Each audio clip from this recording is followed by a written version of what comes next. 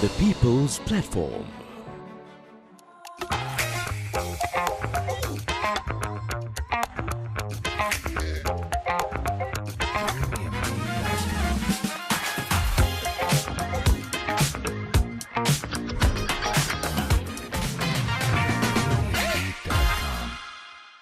Join me this week on the People's Platform while I speak to some of the most phenomenal writers, both local and international, here in the historic city of Galle at the Galle Literary Festival.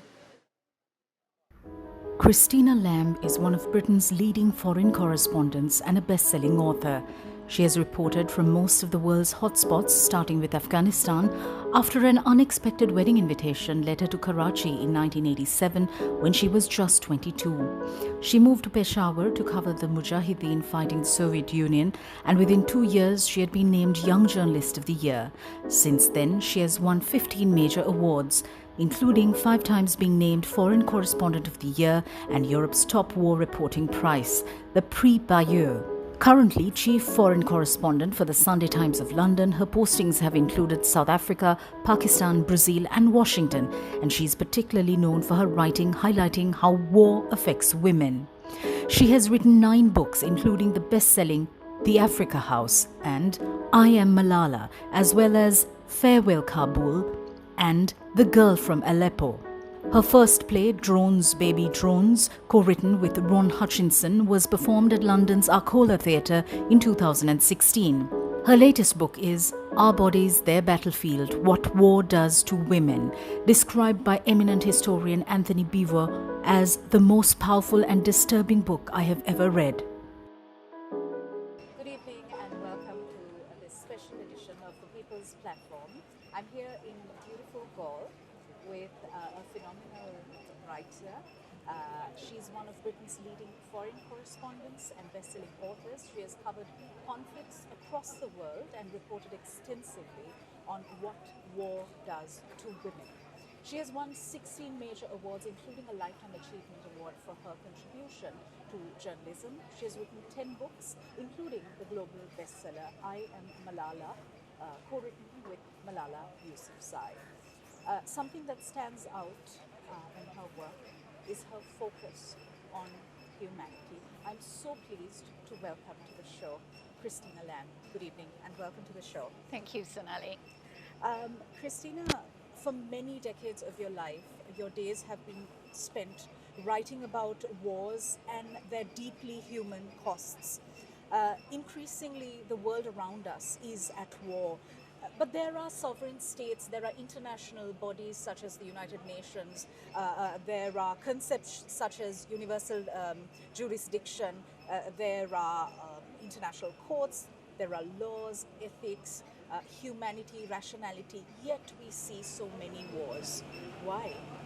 Well, that's a very good question, because we're speaking at a time which in 35 years of being a foreign correspondent I've never really known, which is with more conflicts than at any time since the Second World War. I never imagined in my lifetime I'd be covering a major land war in Europe, and the last 2 years I've been spending a lot of time in Ukraine, and we also had Israel, and many places are actually being forgotten because there's so many wars going on. Why is that happening so much? I think part of it is a lack of international leadership. It's a failure to deal with things earlier on. So if Putin in Russia, has been leading up to what he did by invading Ukraine on the 24th of February 2022, if people had taken more action earlier when he took Crimea, when his forces went into Syria, the actions that they were up to in Africa, maybe that wouldn't have happened. The same way with what we saw on the 7th of October with the Hamas attack on Israel. When I started out as a journalist, foreign correspondent, the Middle East conflict was one of the main stories. Then over the last, I would really say since 9/11, people started to forget about it because there's so many other things going on. And the fact is, the situation wasn't resolved. It was just people had forgotten about it outside. Right. So I think these are lessons to us that you can't just pretend something has gone away. This leads me to my next question, which is the gendered dimension of conflict. All of these, most of these, are man-made wars, literally. And you've written about how predominantly conflicts across the world use rape as a weapon of war. What have been some of your observations, having been on the ground, having spoken to victims, about the extent of our collective amnesia, about our collective sadism almost, and about our collective desensitization and the normalization of violence against the woman? So first of all, I think that for many decades, centuries even, there's been silence about what happens to women in war. People have focused on fighting in war, which has mostly been between men, not always, but that's not the only issue. I've always been interested as a war correspondent in how people survive in a country when there's war going on, how people educate and feed their children, protect the elderly, and that's mostly women that are doing that, although you don't find any statues to them. To me, they're the real heroes. But there is, as you said, also this dark side of what happens to women in war, and that is the use of sexual violence and rape. Also happens to men too, but it is mostly to women. So I think I, as a female correspondent, have always focused very much on what happens to women. So because of that, I have found myself reporting a lot on the rape. And I would certainly say in the last 10 years, I've seen far more use of rape and sexual violence in war than at any time in my career. Why is that? I think partly it's because people think they could get away with it. I mean, rape in war is a war crime, but it's the world's most neglected war crime. Very few people are brought to justice. Accountability is the exception, not the rule. International community is doing far too little about it. And so people think they can get away with it. So we see it happening over and over again. We saw it again in Ukraine. We saw it again on October the 7th with the Hamas attack. And when I worked on my book, Our Bodies, the Battlefield, I found almost no conflict anywhere where it hadn't happened. Having witnessed all of these conflicts, having spoken to victims, how do you think we need to societally find solutions to this much of violence? Because violence begins within the person first. Yeah. Well, I think first of all we have to stop being silent about it and what happens to women in war. Now that I think is changing a bit. For example, when I first started reporting about rape in war, my male foreign editor literally said to me, nobody wants to read about this. I think that's changed. Like, we see a lot of reporting on it now, and in Ukraine in particular there was a lot of reporting. So people are starting to become more aware. But the next step is to actually take, it's not enough just to talk about it and be outraged, is to actually take action so people know that if they do this, perpetrators know that they can't get away with it. They will be brought to justice. At the moment it's, a handful of cases. It's actually very depressing, and we need to stop regarding it as a kind of side issue in war. So, I mean, to me, one of the problems is that when wars are resolved at the end of war, I'm not sure how that was in Sri Lanka, but in most peace negotiations, it's mostly men sitting at the table. I mean, there isn't a single peace negotiation going on in the world at the moment that's headed by a woman. Most of them have hardly any women. So men sitting at a table together at the end of a war are not thinking about the rape of the women. If they do, it's a side issue, and they focus, if there's any kind of talk of peace and reconciliation, transitional justice, it's usually about the killing, about the torture, not about the rape. So we need to have more women at the table. Ruth Bader Ginsburg, the late Supreme Court Justice of the United States, famously said women belong in all the places decisions are being made.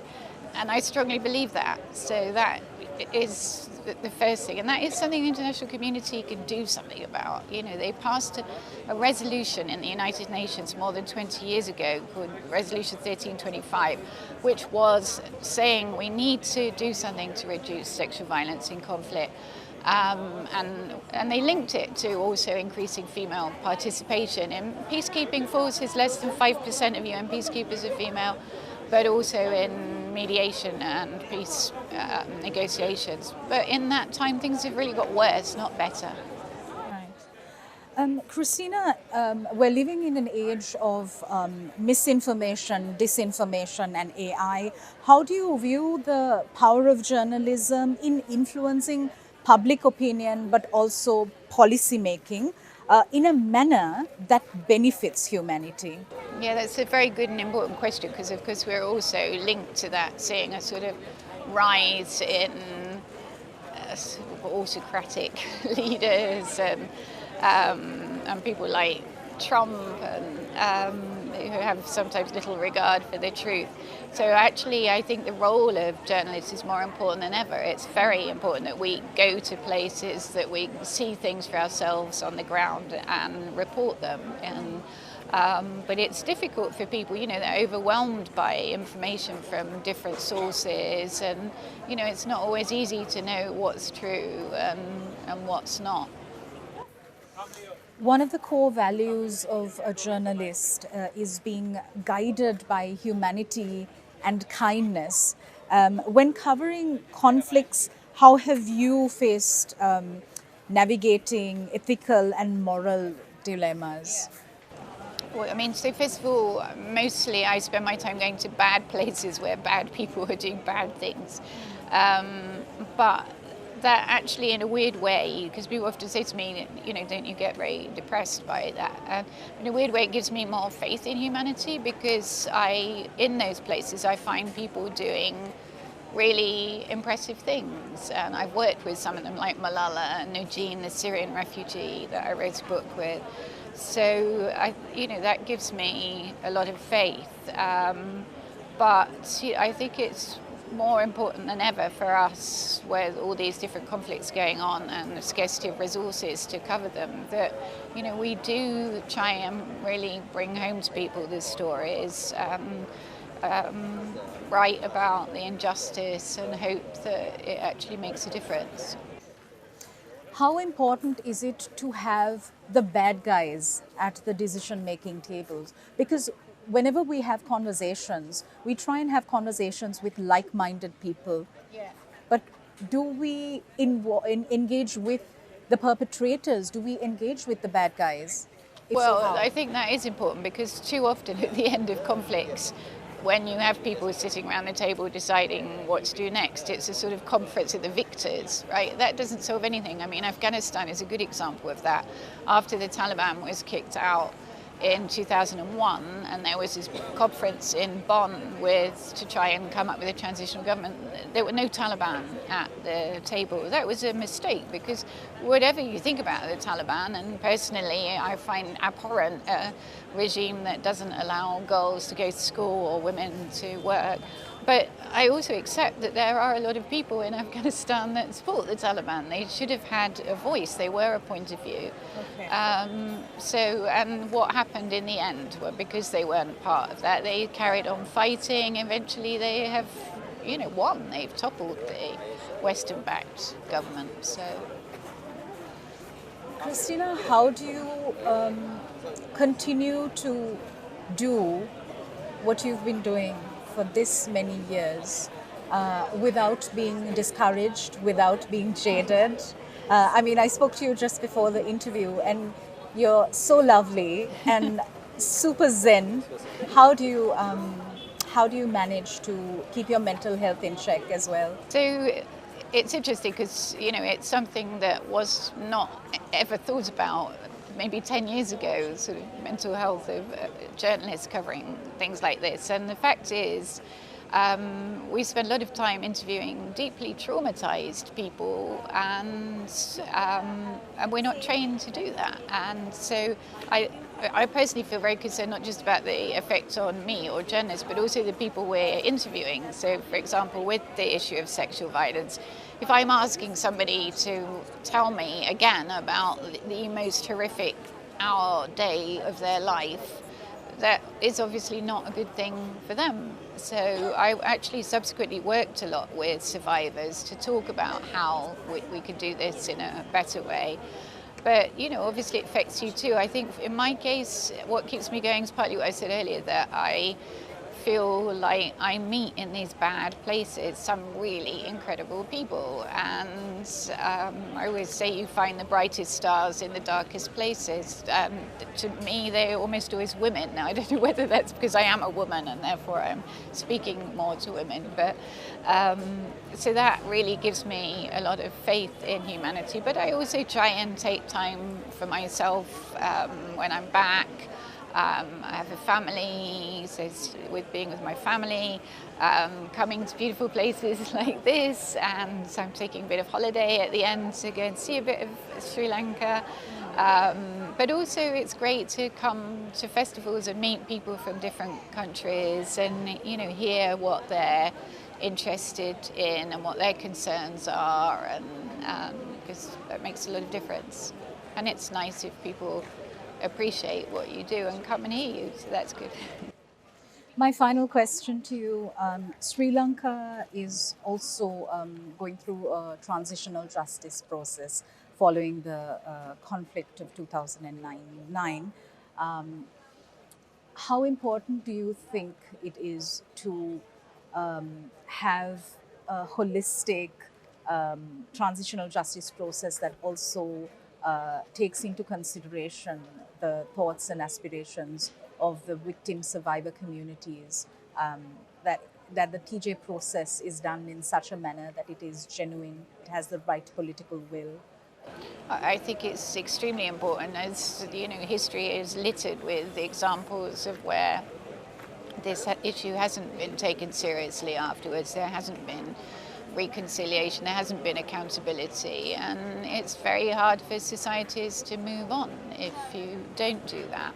You can't suddenly, announce a war is over and expect from one day to the next people to forget what's happened. People have lost brothers, sons, daughters, mothers, and that needs to be talked about and accounted for. It can be dealt with in different ways. And Rwanda, for example, I had, because almost 1 million people were killed in the genocide there, but they had these gakaka, grassroots courts on a community basis, which, seemed to work quite well. I met people, I met a woman whose arm had been chopped off, and she's sitting with the man who chopped her arm off, and now they're friends, and he's coming to her house. And, it's not always possible, of course, to forgive, and you certainly, I think, don't forget, but it's very, very important to have some kind of reckoning, I think.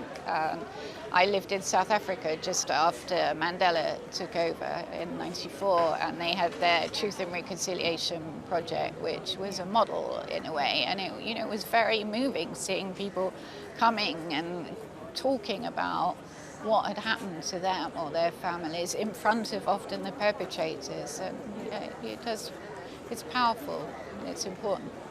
Christina Lamb, thank you so much for your time, for sharing your perspectives, and thank you for your service. Thanks, Sonali.